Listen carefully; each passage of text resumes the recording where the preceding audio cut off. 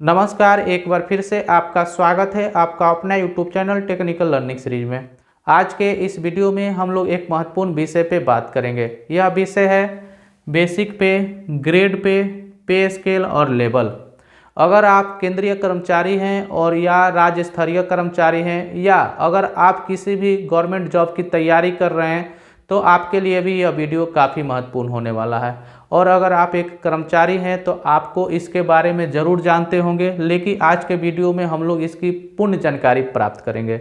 जैसे कि आपको जो महीने के अंत में जो सैलरी मिलती है तो उस सैलरी में इन सारी चीज़ों का जो रोल होता है वो काफ़ी महत्वपूर्ण होता है। या अगर किसी कर्मचारी का वर्गीकरण करना है, यानी कि वह कर्मचारी क्लास 1 है, क्लास 2 है, क्लास 3 है या क्लास 4 है, तो आप इन सारी चीज़ों को देखकर उससे बिना पूछे यह जानकारी प्राप्त कर सकते हैं कि वह किस क्लास का कर्मचारी है। या उसका अगर बेसिक मान लीजिए कि 18,000 है तो आपको अगर उसका पूरा सैलरी निकालना है तो आप बिना उससे पूछे आप उसके पूरे सैलरी की गणना कर सकते हैं। तो इन सारी चीज़ों पे हम लोग बारी बारी से चर्चा करेंगे, तो वीडियो को शुरू से लेके अंत तक जरूर देखिएगा। और अगर आप इस चैनल पे पहली बार विजिट कर रहे हैं तो प्लीज़ चैनल को सब्सक्राइब और वीडियो को लाइक ज़रूर कीजिए, क्योंकि आपका एक सब्सक्राइबर जो होता है मुझे बहुत ज़्यादा इस प्रकार का वीडियो बनाने के लिए मोटिवेट करता है।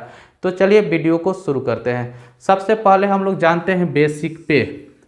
तो मैं आपको बता दूं कि कोई भी कर्मचारी होता है तो सरकार के द्वारा उसका एक बेसिक पे निर्धारण किया जाता है, जिसको मूल वेतन बोला जाता है।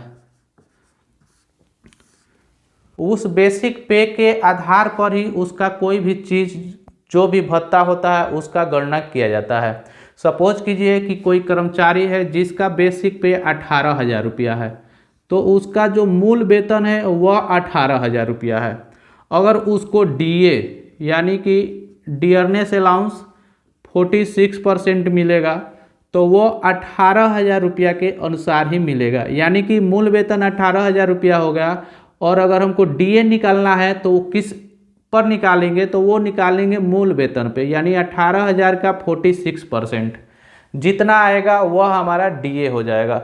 सपोज कीजिए कि उसको एचआरए मिल रहा है 30% हाउस रेंट अलाउंस, तो उसको मूल वेतन के आधार पर ही हम लोग एचआरए की गणना करेंगे, यानी कि 18,000 का 30% निकालेंगे, जितना आएगा उसका एचआरए।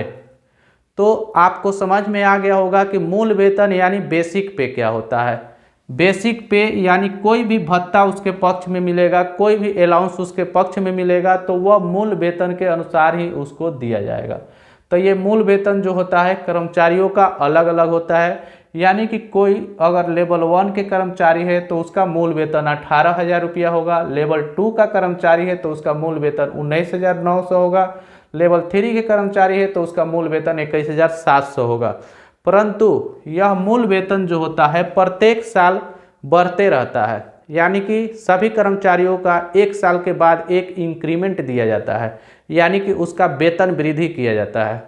यह वेतन वृद्धि लगभग 3% के अनुसार किया जाता है, यानी कि 18,000 का 3% जितना होगा, सपोज कीजिए कि 540 रुपया होता है। 18,000 का 3% 540 रुपया, तो अगले साल उस कर्मचारी का जो मूल वेतन होगा वो 18,540 रुपया हो जाएगा। उसी तरह से 19,900 जिनका इस बार मूल वेतन है उनका अगले साल जो इंक्रीमेंट लगेगा, यानी कि वेतन वृद्धि किया जाएगा, तो 19,000 का 3% निकालेंगे, जितना भी आएगा उसको इसमें ऐड कर देंगे, तो उस तरह से उनका मूल वेतन फिर चेंज हो जाएगा। फिर अगले साल उनका 3% बढ़ जाएगा, तो जितना बढ़ेगा अब उस मूल वेतन पर ये सारे भत्ते मिलेंगे। तो मैं आशा करता हूँ कि आप मूल वेतन यानी कि बेसिक पे के बारे में समझ गए होंगे।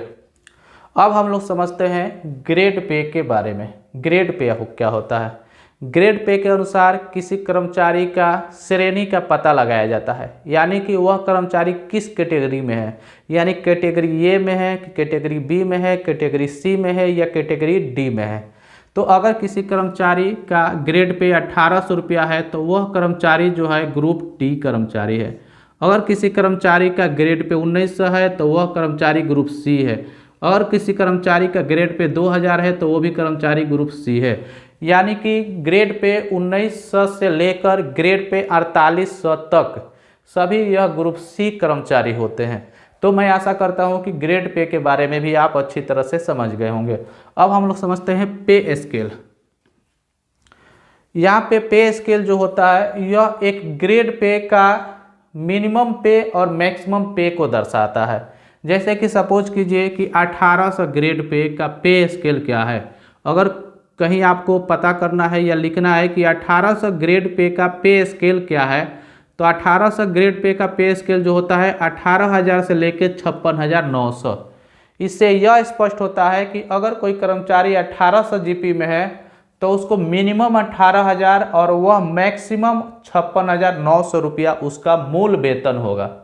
यानी कि जो मूल वेतन होगा, बेसिक होगा, वो या तो 18,000 होगा मिनिमम, या अगर मैक्सिमम कोई 1800 ग्रेड पे का कर्मचारी है तो उसका मैक्सिमम जो मूल वेतन होगा वो 56,900 होगा। उसी तरह से अगर कोई ग्रेड पे 1900 का कर्मचारी है तो उसका जो पे स्केल होगा वह 19,900 से लेकर 63,200, यानी कि उसका मूल वेतन मिनिमम 19,900 और मैक्सिमम 63,200। तो मैं आशा करता हूं कि आप पे स्केल के बारे में भी अच्छी तरह से समझ गए होंगे। अब हम लोग अंतिम समझते हैं लेबल, यानी कि यह लेबल क्या होता है। जैसा कि किसी भी कर्मचारी को पे ग्रेड में यानी कि ग्रेड पे में बांटा गया है, उसी तरह से लेबल में बांटा गया है। यानी कि अगर लेबल 1 हम कहें तो वो 1800 जीपी होगा। लेवल 2 के कर्मचारी अगर कोई होगा तो उसको 1900 ग्रेड पे कहेंगे। कोई लेवल 3 के कर्मचारी है तो उसका 2000 जीपी यानी ग्रेड पे होगा। लेवल 4 के कोई कर्मचारी है तो 2400 ग्रेड पे, और लेवल 5 के कोई कर्मचारी है तो उसका 2800 ग्रेड पे होता है। तो इस तरह से लेवल 6 का कोई कर्मचारी है तो उसका 4200 ग्रेड पे होता है। तो इस तरह से लेवल में बांटा गया है। तो मैं आशा करता हूँ कि इन सभी चीज़ों के बारे में आपको अच्छी तरह से जानकारी मिल गई होगी। अगर अच्छा वीडियो लगे तो प्लीज़ चैनल को सब्सक्राइब और वीडियो को लाइक ज़रूर कीजिए। मिलते हैं एक ऐसे ही अगले वीडियो में, जब तक के लिए धन्यवाद। जय हिंद।